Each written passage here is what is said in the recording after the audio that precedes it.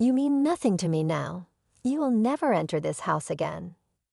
I heard my father's voice again, his scornful words. I left my family home in tears right out of high school with John. We were to be married just months later, by my side. I am Amy, 36 years old, and by trade now a farmer. It's been 18 years since I walked away from my family home. From this point on, the time I spend living my chosen life will surpass the time I spent in my family home, a thought that fills me with sentimentality. Our family home was in the city, with my father working in a corporate job and my mother as a stay-at-home mom. It was a family of 4, including my elder brother, born a year ahead of me. My parents were the sort who made no secret of ranking their children, with my brother always receiving preferential treatment. The meals we had and the grandeur of our birthday gifts were consistently superior for him. He flaunted his supposed superiority and always belittled me. Loneliness and cries for attention punctuated my childhood, but my parents remained unyielding. I eventually gave up. The turning point in my life came during the summer of my second year in high school. My brother, aiming for a top-tier university, was struggling with poor mock exam results. Frustrated, he vented his anger on me. My parents treated him with utmost care as if he were a fragile object, piling household chores on me, leaving no time for my studies. Because I outperformed my brother academically, they attempted to lower my grades to boost his spirits. It made no sense. During this time, a teacher at my high school mentioned a rural experience program. A 2-night getaway, immersion in country life. Students could stay at a host farm, harvest vegetables, and cook together. It was an opportunity to escape my toxic home environment, and I bravely signed up for it despite my father's objections.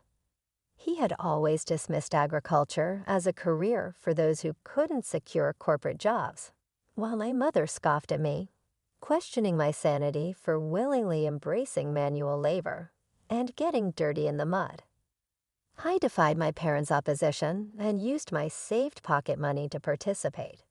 It was the first time I'd ever gone against their wishes, and it turned out to be an excellent decision for me. Starved for familial love, it was a truly wonderful experience. Working in the fresh rural air was invigorating, and I discovered the warmth of a family. The eldest son of the host family, John, was a year older than me and the same age as my brother. At first, I was wary because of his age, but John was nothing like my brother. He was kind yet firm, got along well with his parents, and was equally kind to me. John's parents were genuinely gentle people. Though it was only 3 days, parting from the farm left me in tears, and John's mom cried alongside me, saying, "You're welcome back any time." I promised that I would indeed return. Since they didn't use their cell phones much, I started writing them letters regularly. Before long, I began receiving replies from John, and it evolved into an exchange diary. We eventually started dating, a pure long-distance relationship without even a kiss. As my brother failed to get into his first-choice university and ended up in a third-rate private college, I became a college applicant. However, my parents pressured me to get a job instead of pursuing higher education, claiming women didn't need an education. The real reason was likely their fear of me attending a better college than my brother. Since the rural experience, I had dreamed of becoming a farmer. While I could become a farmer without attending college, John was a college student who had moved to the city, deciding to pursue a college education and aiming for a new form of farming. With a clear goal in mind, I dedicated myself to daily studies despite interference from my parents and brother.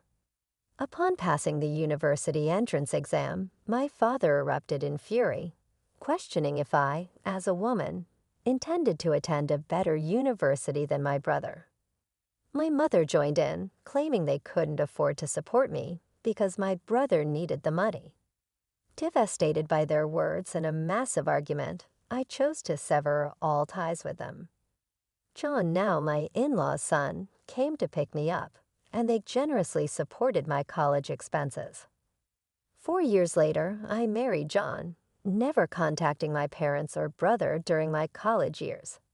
However, when my in-laws insisted we inform them about the marriage, my husband decided it was time to visit my childhood home for the first time in 4 years. The timing was chaotic during the planting season, so we could only make the visit at the beginning of summer. My husband, in-laws, and I arrived with sunburned and darkened faces from working outside. To our dismay, my parents and brother openly ridiculed us upon our arrival. My mother, in a condescending tone, questioned our financial status, stating, "No offense, but how old are you exactly? You must be quite poor to be working until you're all dark like this." Feeling mortified, I pleaded with her to stop, but she ignored me. My brother smirked and taunted, belittling those engaged in physical labor. I turned pale as the gentle smiles on my in-laws' faces froze. My husband firmly declared, "With all due respect, we are proud to be farmers." My father condescendingly laughed, disowning me at 18 and stating, "Just to make it clear, you're a stranger to us now. You're marrying a poor farmer who has to sweat and work hard. We're going to treat you as if you don't exist. It'll be a problem if you come asking us for money. We don't want to see you anymore." Already disowned at 18, I knew I was on my own, even without explicit confirmation. Despite this, I tried to maintain courtesies. The sympathetic looks from my in-laws and John were difficult to bear. On the way home, I quietly wept and resolved to forget about my biological family. Time passed, and 18 years flew by. The emotional wounds had thoroughly healed. I had given birth to 2 children, and my days were busy but fulfilling. Although I had virtually erased the memories of my parents and my brother, I was informed by a cousin that my brother was getting married. My cousin and I had always been close, occasionally meeting even after my marriage. At the wedding, my cousin said, however, I hadn't heard anything about the marriage plans of my parents or my brother. "Well, since we're estranged, it's true that there's no way for me to know," I replied. "I heard they are building a new duplex. I wonder if it's completed." Apparently, both my parents, my brother and his wife plan to move after the wedding. My cousin knew about the estrangement between my parents and me, that they seemed to think that I would attend weddings and funerals. After finishing the phone call with my cousin, I impulsively dialed my mother's cell phone number. However, I was met with an automated message saying, "This number is no longer in use." I tried calling my father next, and again, the same automated message. Had they changed their cell phone numbers?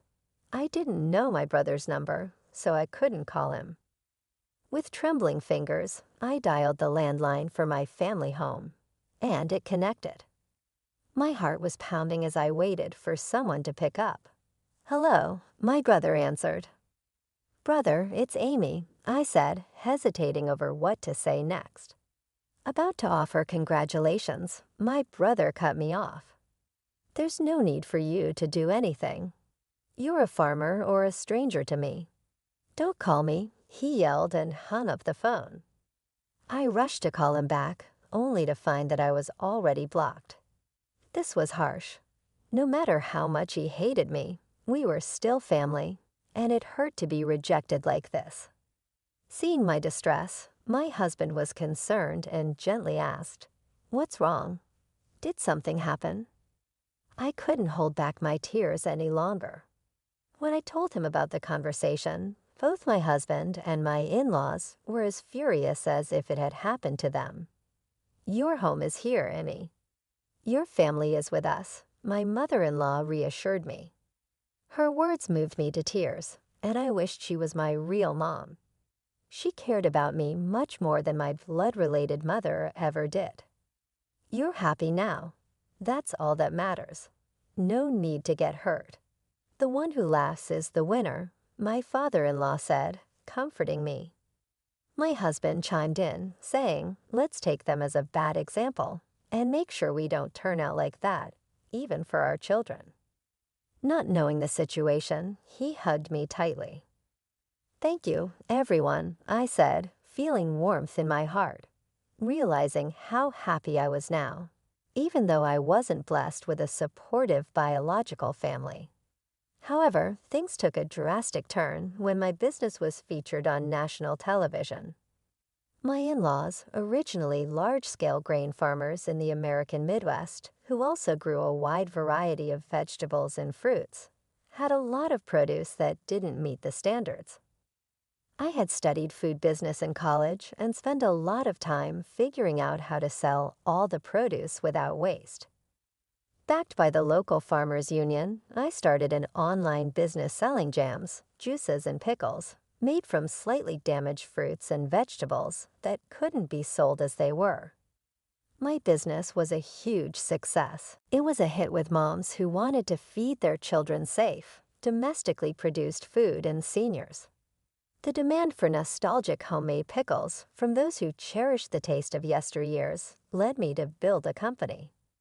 I collaborated with young women, like myself, who had married into farming families and unemployed individuals. Over time, it flourished into a $5 million business. Our success story garnered an in-depth report. Following the TV broadcast, we received a deluge of attention, orders, and inquiries. Amidst the constant ringing of both the company's phone and my personal smartphone, an unknown number caught my attention. Without much thought, I picked it up, only to discover it was my estranged brother. It appeared he had seen the national television feature on my success and wanted to borrow money to start a business. Swiftly and firmly, I rejected his request. Undeterred, my brother persistently screamed over the phone, urging me to stop arguing and give him the money, asserting that if a woman like me could start a business and make money, he was bound to be successful. The irony struck me. This was the same brother who had previously declared me a total stranger when I was just a simple farmer. Instead of responding to his pleas, I questioned him about why they hadn't informed me about the move. His surprising answer revealed that my brother's wife, a city girl, had influenced the decision to cut ties. The moment my name was mentioned, an insight into her character led me to believe she shared the traits of my brother and parents. A few hours later, an unknown number called again, revealing itself as my father. He demanded an explanation for why I, a woman, was a boss and accused me of stealing a man's job. I clarified that both John and my father-in-law were integral to the farming business, and it was only natural. Though somewhat convinced, my father questioned why I hadn't contacted them. I reminded him that he had disowned me, promptly hanging up and blocking his number. Moments later, my mother called, demanding money, stating that I was making $500 million a year and should send funds home. I explained that the business generated $500 million in total revenue after covering expenses and employees' salaries, leaving little left over. My mother accused me of lying, showing no embarrassment in persistently demanding money. Firmly, I asserted that I wouldn't send money to strangers, whether I had it or not, then hung up and blocked her number. I thought that would be the end of it, but I was mistaken. My parents, my brother, and his wife, who I had never seen before, showed up uninvited at my in-laws' house. My father announced, "Hey, Emmy, want to see the surprise?" I'm revoking the disarmament. Their desperation for money was astounding. Even my mother-in-law couldn't hide her disbelief and asked, "What on earth is going on with you people?" The discomfort was evident, and my father-in-law and mother-in-law glared at my parents in silence. Even the employees had gathered, staring at my parents with astonishment. It was clear that my brother was not welcome either, but he retorted, "The real blood connections are us. We have the right to share the money you earn too. The woman who seemed to be my brother's wife nodded in agreement with his words. I was seething. I don't think so. Even though we share a blood connection, there is no emotional connection at all. You treated me like a stranger and abandoned me. The emotional scars from being abandoned by my biological family resurfaced, and I was on the verge of tears once again. Just then, my husband John came and stood beside me. Emmy is now a part of our family. Even without you disowning her, we are perfectly happy. Please go home, he defended me firmly. The employees also spoke out against my parents, saying, "Were you thinking?" How rude. There are many people on my side here. As I realized that this was where I truly belonged, I felt profound happiness. My brother grew angrier and yelled, "Shut up, you country bumpkins. You're all low-educated trash, aren't you? Obey what we say." In silence, John calmly replied, "Well, both my father and I are Ivy League graduates, and Amy has graduated from a well-known agricultural university." This revelation about our educational background seemed to catch my brother by surprise. "Why are you farming despite being graduates of top universities?" he blurted out. John responded confidently, "Farming is a respectable profession where we can fully utilize what we studied in college." I couldn't help but burst into laughter amidst the tension of the situation. "Brother, you've lost to John in everything," I said, feeling a sense of relief. Perhaps I had been too afraid of my brother and parents. I wanted to make it unequivocal one last time. "We are already strangers." I paused for a moment, deliberately shifting to a more polite tone. "So I can't lend or give money to strangers. Please leave. If you cause a disturbance or act violently, I'll call the police and take legal action." I made it clear that our ties were severed. My in-laws and husband moved closer to me to shield me from any harm that my parents and brother might cause. I was deeply moved by their protective presence, feeling truly cherished.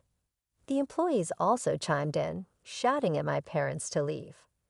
My parents, brother, and sister-in-law glared at us with resentment, but had no choice but to retreat. According to a story I later heard from my cousin, my brother and parents had attempted to get rich quickly through a business venture, accumulating debts. Instead of seeking financial assistance from me, that arrogant attitude had led to a significant failure, and now they were on the brink of bankruptcy. However, I had no intention of getting involved anymore. For me, my work was thriving, and I was surrounded by a true family, including respectable in-laws, a loving husband, and adorable children. I treasured every day, savoring the joy of life. In the aftermath of the tense confrontation with my estranged family, life continued to unfold in remarkable ways. I found solace and happiness in the warmth of my in-laws and my husband John, who stood by my side unwaveringly. The unwavering support of my new family proved to be the greatest treasure I could have asked for. My business continued to thrive, and I expanded it even further, working alongside my dedicated team. The success of our venture allowed us to explore new opportunities and make a positive impact on the community. We continued to provide high-quality, sustainable, and affordable products to our customers, and our business became a beacon of hope for those who believed in the power of hard work and resilience. The love and support I received from my husband John were an endless source of strength and inspiration. We cherished every moment raising our wonderful children in a nurturing environment filled with love and respect. The bonds between us grew stronger each day, and our home was filled with laughter and joy. Over time, I rekindled relationships with my extended family, including my cousin who had reached out to me. We forged deep connections based on trust, mutual respect, and shared values, a testament to the fact that family goes beyond blood. It is built on love, understanding, and shared experiences. As for my estranged family, they continued to face their own challenges and consequences. I wish them well from a distance, but remained steadfast in my decision to focus on my own path. The scars of the past were no longer an open wound, but a reminder of the strength and resilience I had discovered within myself. In the end, my story was one of triumph over adversity, of finding love and belonging in unexpected places, and of building a life based on my own values and aspirations. It was a testament to the power of choice and the incredible capacity of the human spirit to endure and thrive in the face of challenges. With the passage of time, my business continued to flourish and evolved into a community-focused enterprise. We started supporting local farmers and artisans, expanding our product range to showcase the talents of our region. Our commitment to sustainable practices, along with our dedication to quality, gained us a loyal customer base. This connection with our community allowed us to give back in various ways, from supporting local charities to hosting events that celebrated our shared values. As our children grew, we instilled in them the importance of hard work, empathy, and resilience. They witnessed firsthand the importance of family, not solely defined by blood, but by love and shared experiences. Our home became a sanctuary for their growth and development, fostering an environment where they felt loved, nurtured, and encouraged to pursue their dreams. The support from my in-laws remained unwavering. They were not just in-laws, they were family. I had chosen, and I couldn't be more grateful for their love and acceptance. My mother-in-law, in particular, became a cherished friend and confidant, offering her wisdom and guidance as I navigated life's challenges. Meanwhile, my cousin and I continued to build a strong and lasting bond. Our regular interactions allowed us to strengthen our connection, and we often found ourselves sharing life's joys and challenges. This relationship was a testament to the enduring power of the chosen family, where genuine love and understanding prevailed. In the broader scope of life, I found solace in my decision to leave the past behind. While my estranged family faced their own trials, I focused on the present and the future. My husband, my children, and the people who surrounded me were my pillars of strength. They reminded me that a loving, supportive family can be found in unexpected places. My story serves as a reminder that family is not solely defined by blood ties. It is a connection born from love, shared values, and mutual respect. I had come a long way from being disowned by my biological family, and the journey had made me stronger, more resilient, and deeply appreciative of the true meaning of family and the love that can be found in the most unexpected places.